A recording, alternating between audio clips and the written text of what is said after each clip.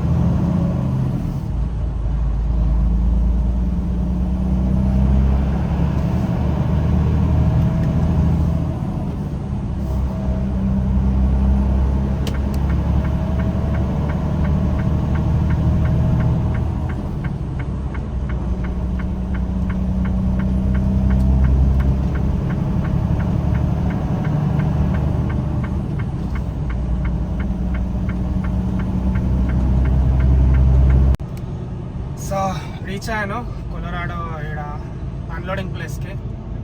So ఇక్కడ మామూలుగా ఈడ స్పీకర్లోంచి చెక్ ఇన్ అవ్వాలనుకుంటా. సో చెక్ ఇన్ అయ్యి ఒకసారి చెక్ ఇన్ అయ్యాక మీకు వీడియో కంటిన్యూ చేస్తాను. జర గ్లాస్ డర్టీ ఉంది. సో తెలుసు కదా మీకు, బగ్స్ ఇది డ్రైవింగ్ చేసేటప్పుడు వస్తాను. సో మీకు చెక్ ఇన్ అయ్యాక మళ్ళీ కంటిన్యూ చేస్తాను వీడియో. సో లోపలికి వెళ్ళి చెక్ ఇన్ అయ్యి వచ్చాను. అండ్ వాడు ఏమంటున్నాడంటే ఇప్పుడు నేను ఎక్కడైతే ఇప్పుడు బండి ఆపాను అక్కడే పార్క్ చేసుకుంటే, ఇంతకుముందు కొన్ని ప్లేసెస్ చూస్తారు కదా వాళ్ళే పెట్టుకుంటారు పార్క్ చేసుకుని. సో ఇక్కడే పార్క్ చేసేస్తున్నా. సో వాళ్ళే తీసుకుంటారంట. అండ్ ఎంటీ సంగతి ఏంటి అంటే, వాడు ఎంటీ అయితే ఏమున్నాయో నువ్వే చెక్ చేసుకోవాలి, లేదు అంటే ఇంకా మీ డిస్పాచ్ ఫోన్ చేసి కనుక్కోమంటున్నాడు. సో ముందైతే ఇది డ్రాప్ చేస్తాను.